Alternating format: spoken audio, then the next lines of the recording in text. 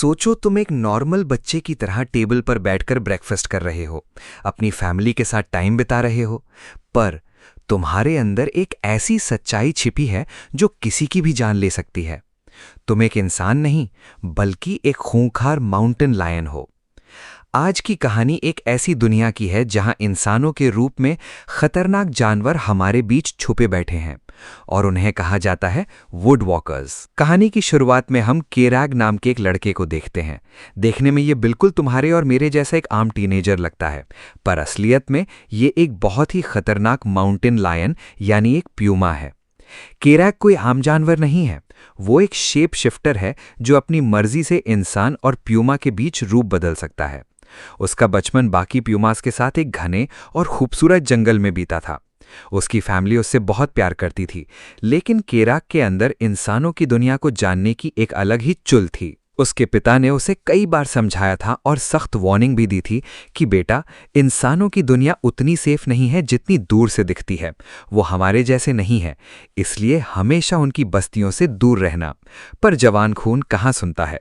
केराग ने अपनी फैमिली की इस सबसे इंपॉर्टेंट वार्निंग को हल्के में ले लिया और एक दिन जंगल छोड़कर इंसानों के बीच आने का बड़ा फैसला कर लिया। इंसानों की दुनिया में आते ही केराग ने नंगा और अकेला होने का नाटक किया, जिसके बाद उसे एना नाम की एक बहुत ही प्यारी औरत ने अडॉप्ट कर लिया। अब केराग अपनी इस नई फेक फैमिली के साथ रह रहा था। इस फैमिली में एना, उसकी छोटी बहन मेलेडी और एक बड़ा स्टेप ब्रदर मेल्टन है। एना और मेलेडी तो केराग को बहुत मानते हैं, पर वो मेल्टन एक नंबर का चूतिया है। वो आए दिन केराग को प्रोवोक करता रहता है। इंसानों की इस नॉर्मल लाइफ में केराग खुद को ढालने की पूरी कोशिश तो कर रहा था, पर उसके अंदर का जानवर उसे चैन से जीने नहीं दे रहा था। प्यूमाज अग्रेसिव होते हैं और पिछली रात ही एक बहस के दौरान केराग ने गुस्से में आकर उस हरामी मेल्टन का चेहरा नोच लिया था। केराग बाद में गिल्टी जरूर फील करता है, पर जब तुम्हारे अंदर एक वाइल्ड प्रेडेटर बैठा हो तो सेल्फ कंट्रोल रखना मजाक नहीं होता। हर रात केराग को वही जंगल, उसकी फैमिली और वो आज़ादी सपने में आती थी। ऐसा लगता था जैसे उसका बीता हुआ कल उसे वापस बुला रहा हो, पर अब उसकी रियल लाइफ में एक नया चैप्टर शुरू होने वाला था। एना और मेलेडी उसके साथ गाड़ी में निकलते हैं एक नए high school clear water high में एडमिशन लेने के लिए। रास्ता बिल्कुल शांत और नॉर्मल लग रहा था, पर अचानक केराग की नज़र आसमान में उड़ते दो काले कौवों यानी क्रोस पर पड़ती है। अजीब बात यह थी कि ये दोनों कौवे लगातार उनकी गाड़ी का पीछा कर रहे थे, जैसे उन्हें मॉनिटर कर रहे हों। केराग को बड़ा डाउट होता है, पर वो सोचता है कि शायद उसका दिमाग ओवरथिंक कर रहा है। रात होने पर ये लोग एक मोटेल में रुकते हैं। एना बाथरूम में क्लियर वाटर हाई का ब्रोशर पढ़ रही होती है। वो केराग से कहती है कि बेटा, टेंशन मत ले, वहां जाकर तेरी ये अग्रेशन वाली प्रॉब्लम ठीक हो जाएगी। एना केराग को सच में अपने सगे बेटे की तरह प्यार करती है।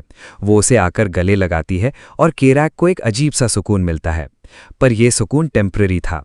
आधी रात के घुप अंधेरे में केराग की आंख अचानक किसी आहट से खुलती है। उसकी एनिमल इंस्टिंक्ट्स उसे अलर्ट कर देती हैं।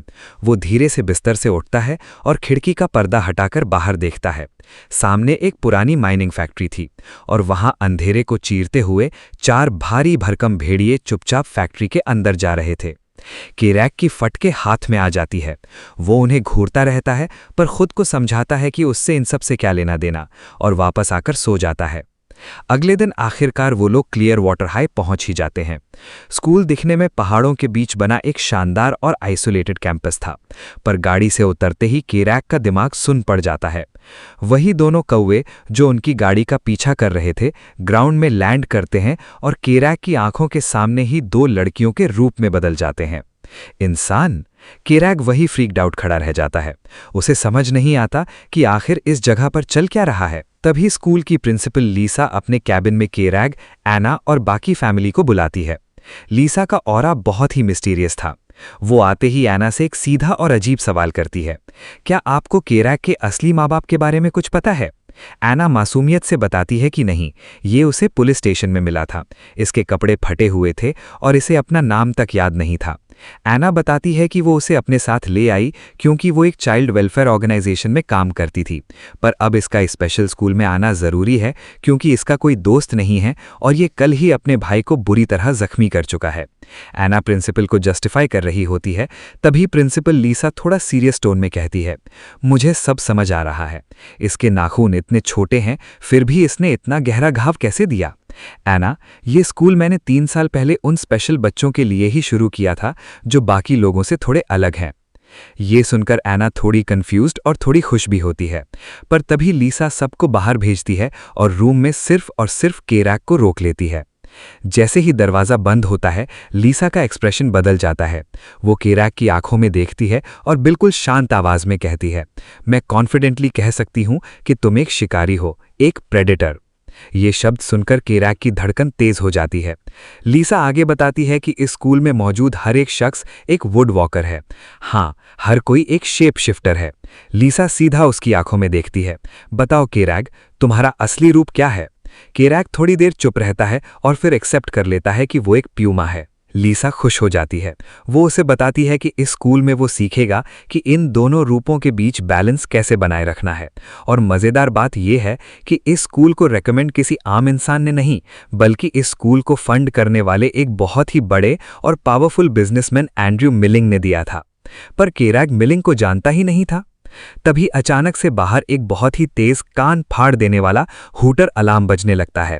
आवाज इतनी तेज थी कि केराक अपने कान बंद कर लेता है। उसके चेहरे पर पैनिक था। लीसा तुरंत केराक को ग्राउंड में ले आती है। बाहर का नज़ारा देखकर केराक दंग रह जाता है। पूरा स्कूल मैदान में इकट्ठा था, पर इंसानों के रूप में नहीं। वहां कोई भालू बनकर घूम रहा था, तो कोई लोमड़ी, तो कोई बड़ा सा सांड। हर कोई अपने असली जानवर रूप में आज़ाद घूम रहा था। लीसा मुस्कुराती है और उसे समझाती है कि ये कोई खतरे का अलार्म नहीं है। ये तब बजता है जब इस टेरिटरी में कोई आम इंसान घुस आता है, यानी एना और मेलेडी। ये स्कूल खास तुम जैसे वुड वॉकर्स की सेफ्टी के लिए ही बनाया गया है। केराक थोड़ी राहत की सांस लेता है और ग्राउंड की तरफ देखता है, पर तभी भीड़ के बीच उसकी नज़र उन्हीं 4 भेड़ियों पर पड़ती है जिन्हें उसने पिछली रात उस माइनिंग फैक्ट्री में घुसते देखा था। केराक अभी उन्हें घूर ही रहा होता है कि अचानक वो गलती से जेफरी नाम के एक लड़के के चमचे से टकरा जाता है। ये वही भेड़ियों का गैंग था। जेफरी, जो एक नंबर का हरामी और घमंडी लड़का है, केराक को आंखें दिखाने लगता है। भेड़ियों के इस झुंड की आंखों में केराक के लिए जरा भी हमदर्दी नहीं थी। जेफरी उसे डराने की कोशिश करता है, पर केराक भी कोई कच्चा खिलाड़ी नहीं था। उसकी सरक जाती है और वो गुस्से में अपने तीखे नाखून बाहर निकाल लेता है। माहौल बिल्कुल गर्म हो चुका था और लड़ाई बस शुरू ही होने वाली थी कि तभी प्रोफेसर जेम्स वहां आ टपकते हैं और दोनों को डांट कर मामला शांत करवा देते हैं। मामला ठंडा होने के बाद एन्ना केराक से पूछती हैं कि क्या उसे ये स्कूल पसंद आया, क्या वो यहाँ रुकना चाहेगा। केराक बिना सोचे हाँ कह देता है। उसका फैसला सुनकर एन्ना और मेलेडी भारी मन और नम आंखों से केराक को गले लगाती हैं और उसे अलविदा कहकर वहां से चली जाती हैं। उनके जाने के बाद प्रिंसिपल लीसा केराक को सीधा इस स्कूल के सबसे बड़े फंडर एंड्रयू मिलिंग के पास ले जाती हैं। एंड्रयू उसे घूरता है और पूछता है, क्या तुम्हें प्यूमा की वो आज़ाद जिंदगी पसंद नहीं आई जो तुम इन मादरचोद इंसानों की भीड़भाड़ वाली दुनिया में चले आए? केराक पूरे कॉन्फिडेंस के साथ जवाब देता है कि उसे अपनी वो जंगल वाली लाइफ बहुत पसंद थी, पर वो इंसानों की इस अजीब दुनिया को करीब से समझना चाहता था, बस इसीलिए वो यहाँ आया था। लीसा उसके बाद केराक को उसके कमरे तक छोड़ने जाती है। रास्ते में वो केराक को एक टॉप सीक्रेट बात बताती है कि एंड्रयू मिलिंग भी उसी की तरह एक शक्तिशाली प्यूमा है। ये सुनकर केराक थोड़ा चौंक जाता है। कमरे में आते ही खिड़की से एक छोटी सी गिलहरी स्क्विरल अंदर कूदती है और केराक को दूसरी तरफ घूमने का इशारा करती है। पलक झपकते ही वो गिलहरी एक खूबसूरत लड़की में बदल जाती है जिसका नाम हॉली था। अभी वो लोग बात ही कर रहे होते हैं कि केराक का नया रूममेट वहां आता है और गेस व्हाट, वो एक बेचारा खरगोश होता है। जैसे ही उस खरगोश को पता चलता है कि उसका रूममेट एक खतरनाक प्यूमा है, उस बेचारे की इतनी बुरी तरह फटती है कि वो अपना बैग वहीं छोड़कर ऐसी दौड़ लगाता है जैसे पीछे मौत आई हो। हॉली मुस्कुराती है, केराक को स्कूल की यूनिफॉर्म देती है और दोनों शेप शिफ्टिंग क्लास के लिए निकल पड़ते हैं। रास्ते में उनकी मुलाकात लू से होती है, जो एक एल्क है। लू उन्हें बताती है कि कल रात फिर से किसी ने इंसानों की माइन साइट पर हमला किया है। ये सुनते ही कैराक का दिमाग तुरंत क्लिक करता है। उसे समझ आ जाता है कि ये उस चूतिए जेफरी और उसके भेड़िया गैंग का ही काम है, जिसे उसने पिछली रात फैक्ट्री की तरफ जाते देखा था। क्लास शुरू होती है। टीचर एलवुड सभी बच्चों को एक एक करके अपने असली जानवर रूप में आने को कहते हैं। ब्रेडन नाम का एक लड़का जैसे ही एक भारी भरकम बाइसन में बदलता है, क्लास के बाकी बच्चे उस पे हंसने लगते हैं। ब्रेडन बेचारा शर्म और गुस्से में वहां से चला जाता है। अब बारी थी कैराक की। वो अपनी आंखों को बंद करके रूप बदलने की 1000 कोशिश करता है, पर उससे हो ही नहीं पाता। जब वो हार मानकर जाने ही वाला होता है, तभी प्रिंसिपल लीसा आकर उसके सिर पर हाथ रखती है और उसे अपनी प्यूमा फैमिली को याद करने को कहती है। जैसे ही कैराग अपनी प्यूमा फैमिली पर फोकस करता है, वो एक ही झटके में एक शानदार और खतरनाक प्यूमा में बदल जाता है। उसकी ताकत और रूप देखकर लीसा और एंड्रयू दोनों खुश हो जाते हैं। इसके बाद बाकी बच्चे भी अपना रूप बदलते हैं और प्रिंसिपल लीसा हवा में उड़ती हुई एक जायंट ईगल बन जाती है। शाम होती है और वही बाइसन वाला लड़का ब्रेडन कैराग का नया रूममेट बनकर उसके कमरे में आता है। जल्द ही कैराग, हॉली और ब्रेडन के बीच में एक सॉलिड दोस्ती हो जाती है। अगले दिन जब ये तीनों कैंटीन में थे, तभी कल वाले दोनों कौवे शैडो और विंग इनसे मिलने आते हैं। उधर दूसरी तरफ कैराग देखता है कि वही हरामी जेफरी अपने दोस्तों के साथ मिलकर एक कमजोर स्टूडेंट को बुली कर रहा है। कैराग से ये बर्दाश्त नहीं होता और वो स्टूडेंट को बचाने बीच में कूद पड़ता है, पर एक अकेला प्यूमा 4 खूंखार भेड़ियों का क्या ही बिगाड़ लेगा। भेड़ियों का पूरा झुंड कैराग को घेर लेता है। तभी प्रोफेसर जेम्स वहां आ जाते हैं और सबको डांटकर भगा देते हैं। वो कैराग को अकेले में समझाते हैं कि जेफरी तुम्हारा दुश्मन जरूर है, पर तुम इस तरह उस चूतिए से खुलेआम नहीं लड़ सकते। अगर कभी मदद चाहिए हो तो सीधा मेरे पास आना। अगले दिन फाइटिंग क्लास होती है। इस बार एंड्रयू खुद कैराक का जलवा देखने वहां मौजूद था। एक लड़की ग्रिजली बेयर बनकर लड़ने का चैलेंज करती है। ब्रेडन तो भालू को देखते ही डर के मारे भाग जाता है। कैराक सामने आता है, पर वो दोबारा प्यूमा रूप में आने में फेल हो जाता है। तभी एंड्रयू उसके पास आता है और चुपके से उसे एक पोटली सूंघने को देता है। उस पोटली की खुशबू सीधा कैराक के अंदर के जानवर को जगा देती है। अगले ही पल वो एक ताकतवर प्यूमा में बदलता है और ऐसी तेज रफ्तार से उस भालू पर हमला करता है कि भालू की भी हालत खराब हो जाती है और वो डर जाती है। कैराक का ये अग्रेसिव रूप देखकर एंड्रयू खुशी से पागल हो जाता है। वो कैराक से कहता है कि मैं तुम्हारा मेंटोर बनना चाहता हूँ, और जाते जाते वो पोटली उसे तोहफे में दे देता है। तभी वहां जेफरी आता है और कैराक को चैलेंज करता है कि अगर उसमें दम है तो आज रात स्कूल से दूर अकेले आकर उससे लड़े। रात होते ही कैराक अपने दोस्त हॉली और ब्रेडन के साथ जंगल में पहुंच जाता है, पर जेफरी ने तो अकेले आने का वादा किया था। वो कमीना अपनी औकात दिखा देता है और अकेले नहीं बल्कि अपने चारों भेड़ियों के साथ कैराक पर टूट पड़ता है। कैराक को अकेले मार खाता देख ब्रेडन खुद को रोक नहीं पाता और अपने विशाल बाइसन रूप में आकर भेड़ियों की ऐसी धुलाई करता है कि उनकी हवा टाइट हो जाती है और वो दुम दबाकर वहां से भाग जाते हैं। और ये सब कुछ पेड़ पर बैठा एक उल्लू चुपचाप देख रहा होता है। अगले दिन क्लास में प्रोफेसर जेम्स की नजर कैराग और जेफरी के जख्मों पर पड़ती है। उन्हें समझ आते देर नहीं लगती कि इन मादरचोदों के बीच रात में जरूर कोई बड़ा कांड हुआ है। वो तुरंत उन्हें फर्स्ट एड के लिए डॉक्टर के पास भेज देते हैं। दोपहर में एंड्रयू कैराग को अपनी लग्जरी कार में बाहर ले जाता है। वो कैराग से कहता है कि उसे एक बहुत जरूरी मिशन पूरा करना है, जिसमें उसे कैराग की मदद चाहिए। कैराग बिना सोचे समझे हाँ कह देता है। स्कूल वापस आने पर हॉली और ब्रेडन उससे पूछते हैं कि वो एंड्रयू के साथ कहाँ गया था, पर कैराग उनसे झूठ बोल देता है। तभी उसकी नजर लू पर पड़ती है, जो जंगल की तरफ जा रही थी। कैराग छुपके से उसका पीछा करता है और देखता है कि लू खिड़की के बाहर से वुडवॉकर्स की एक सीक्रेट मीटिंग पर नजर रखी हुई है। अंदर टीचर्स इस बात पर बहस कर रहे थे कि उन्हें पूरा शक है कि स्कूल के ही कुछ स्टूडेंट्स इंसानों पर हमले कर रहे हैं और ये मीटिंग इसीलिए बुलाई गई थी। तभी आसमान से प्रिंसिपल लीसा एक ईगल के रूप में वहां लैंड करती है और वहां लैंड करते ही सीधा मीटिंग शुरू कर देती है। कैराग और लू वहां छुपकर और खतरा मोल नहीं लेना चाहते थे, इसलिए वो वहां से चुपचाप खिसक लेते हैं। रास्ते में कैराग उसको बताता है कि लू, कल रात मैंने उस चूतिए जेफरी और उसके भेड़िया गैंग को माइन साइट की तरफ जाते देखा था। मुझे पूरा शक है कि ये सारा कांड उन्हीं हरामियों का है। अगले दिन कैराग और प्रोफेसर एंड्रयू एक साथ शिकार पर निकलते हैं।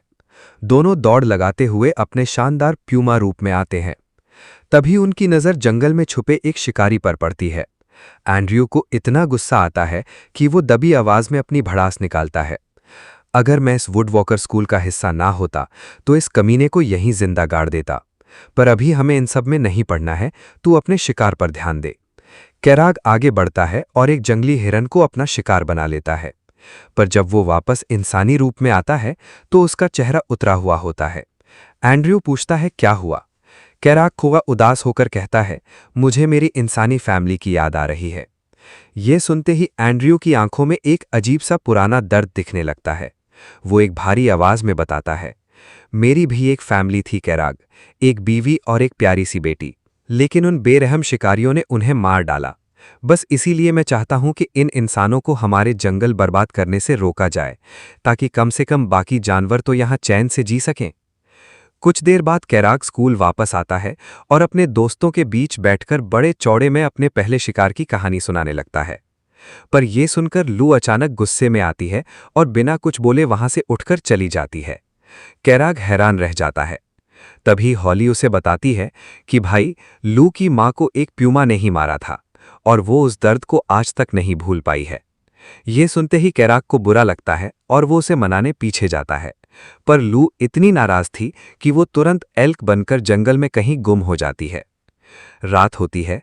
कैराग अपनी खिड़की से बाहर झांक रहा होता है कि तभी उसकी नज़र जेफरी और उसके गैंग पर पड़ती है, जो दबे पांव कहीं जा रहे थे।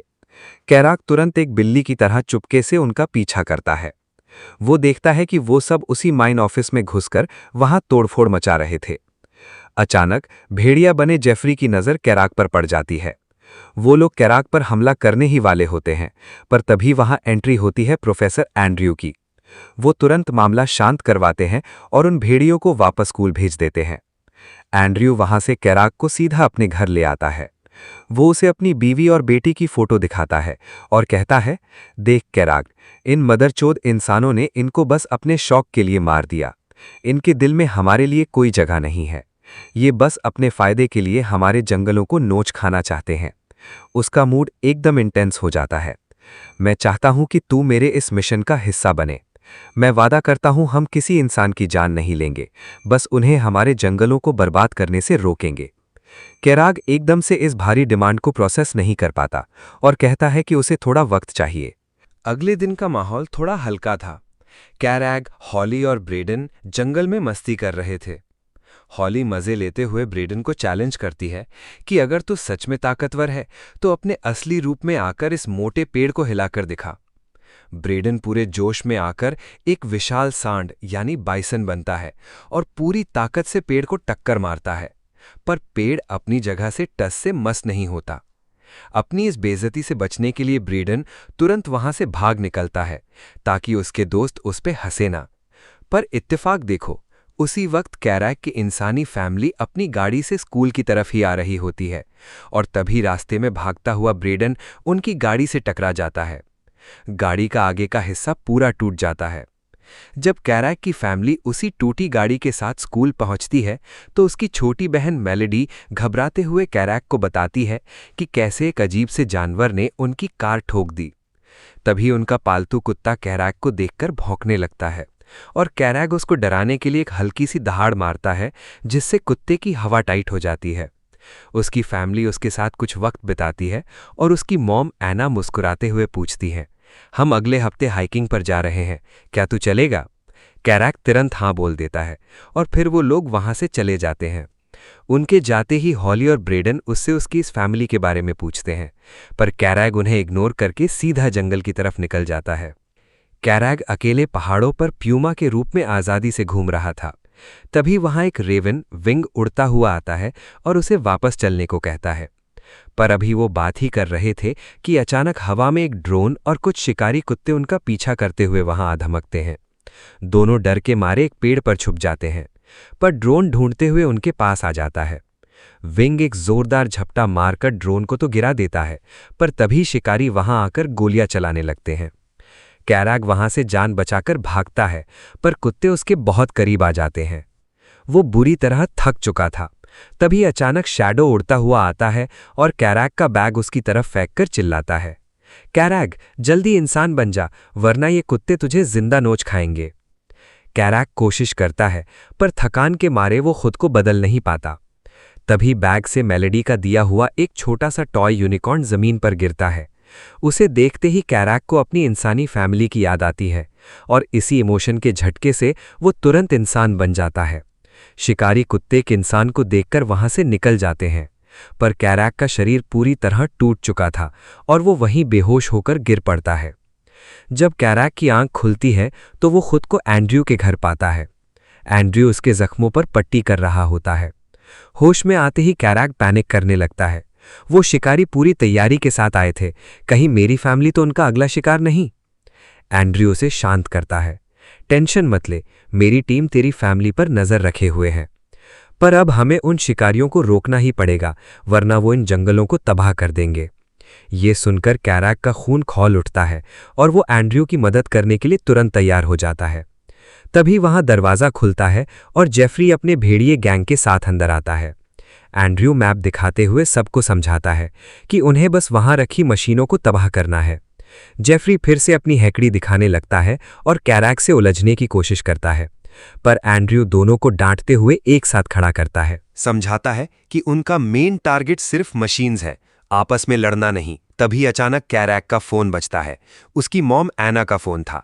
वो बहुत खुश होकर बताती है कि कैराक, हम लोग हाइकिंग के लिए बस वहीं जंगल के पास पहुंच रहे हैं। ये सुनते ही कैराक की हवा टाइट हो जाती है। वो घबराकर तुरंत फोन काट देता है। स्कूल के गेट पर निकलते वक्त हॉली और ब्रेडन उसे रोक लेते हैं। वो पूछते हैं कि भाई, तू इन हरामियों के साथ कहाँ जा रहा है? कैराक उन्हें खतरे से दूर रखने के लिए कहता है कि तुम दोनों यहां से चले जाओ वरना मारे जाओगे।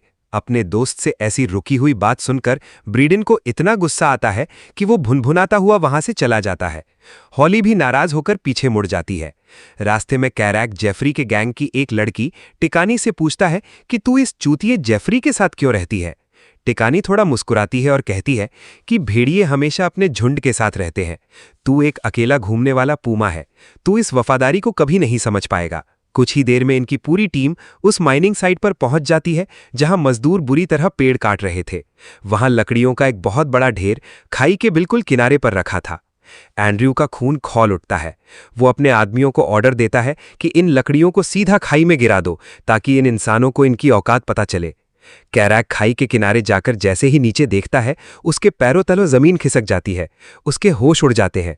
खाई के ठीक नीचे उसकी इंसानी फैमिली अपना टेंट लगाकर बैठी थी। कैराक पागलों की तरह अपने एक साथी डेरिक के पास दौड़ता है और चिल्लाता है, रुक जाओ, मिशन कैंसिल करो। पर भेड़िए अपना काम शुरू कर चुके थे। डेरिक हंसते हुए कहता है कि अब बहुत देर हो चुकी है। कैराक तुरंत एंड्रयू को फोन लगाता है।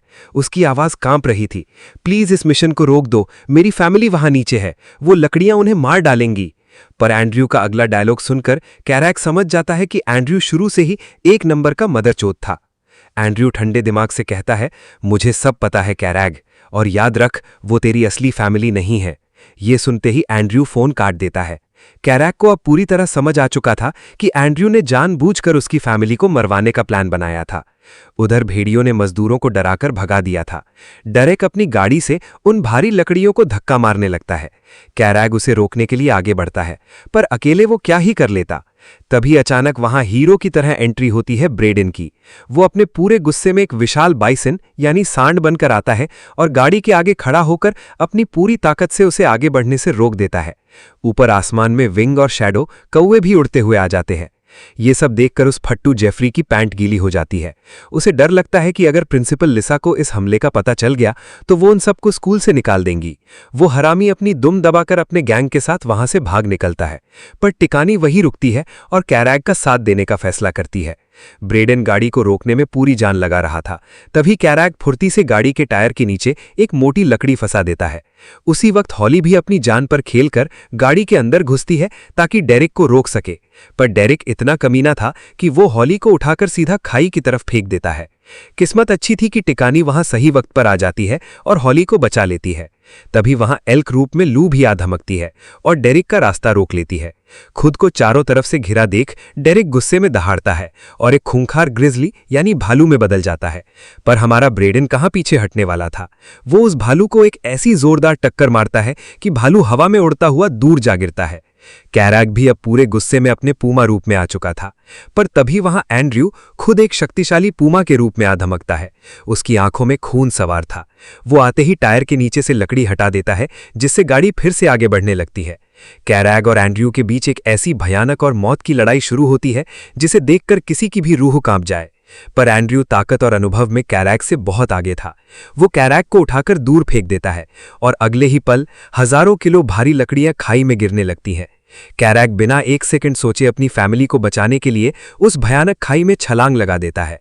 नीचे एना और उसके बाकी लोग लकड़ियों को गिरता देख अपनी जान बचाकर एक पेड़ के पीछे छुप जाते हैं, पर बेचारी मेलेडी के कानों में हेडफोन्स थे, उसे कुछ सुनाई नहीं दे रहा था। लकड़ियां सीधा उसकी तरफ आ रही थीं। जैसे ही एक बड़ी लकड़ी उसे कुचलने वाली होती है, कैरैक पूमा रूप में एक लंबी छलांग लगाता है और मेलेडी को खींचकर बचा लेता है। अपनी बेटी को जिंदा देखकर एना की आंखों से आंसू छलक पड़ते हैं। मेलेडी उस पूमा की तरफ इशारा करती है, पर धूल और धुएं में वो किसी को दिखता नहीं। उधर ऊपर हॉली, लू और ब्रेडन रोते हुए खाई के नीचे आते हैं। कैरैक जमीन पर खून से लथपथ पड़ा था। उन्हें लगता है कि उनका दोस्त उन्हें छोड़कर चला गया, पर तभी कैरैक लंबी सांस लेता है। वो जिंदा था। वो तुरंत इंसानी रूप में आता है और भागकर अपनी मॉम एना को गले लगा लेता है। ये सीन इतना इमोशनल था कि किसी के भी रोंगटे खड़े हो जाएं। तभी वहां उस दोगले एंड्रयू की एंट्री होती है। वो इंसानी रूप में आकर इतनी एक्टिंग करता है जैसे वो एक देवता हो। वो एना से कहता है, मैं कैरैक का मेंटोर हूं, हम तो बस यहां घूमने आए थे, शुक्र है आप लोग बच गए। हेलीकॉप्टर आता है और कैरैक की फैमिली को हॉस्पिटल के लिए वहां से ले जाता है। जाते जाते एंड्रयू कैरैक के कान में जहर उगलता है, अगर तूने ऐसे ही इन घटिया इंसानों के लिए अपनी जान खतरे में डाली तो तू एक दिन कुत्तों की मौत मारा जाएगा। कैरैक अब उसकी आंखों में आंखें डालकर पूरे कॉन्फिडेंस से कहता है, मैं एक असली वुडवॉकर हूं, मैं जानवर और इंसान दोनों की दुनिया में बैलेंस बनाकर जी सकता हूं, और अब तुझे जो उखाड़ना है उखाड़ ले। एंड्रयू हल्का सा मुस्कुराता है और उससे अपनी असली पूमा फैमिली से मिलाने का वादा करता है। तभी वहां प्रिंसिपल लिसा और जेम्स आ जाते हैं। लिसा को पूरा शक था कि इस तबाही के पीछे एंड्रयू का ही हाथ है, पर वो अभी शांत रहती है। घमंड में चूर एंड्रयू वहां से चला जाता है और कैरैक अपने दोस्तों के साथ अपने स्कूल, अपनी असली जगह की तरफ वापस चल पड़ता है, आगे आने वाली जंग के लिए पूरी तरह तैयार होकर।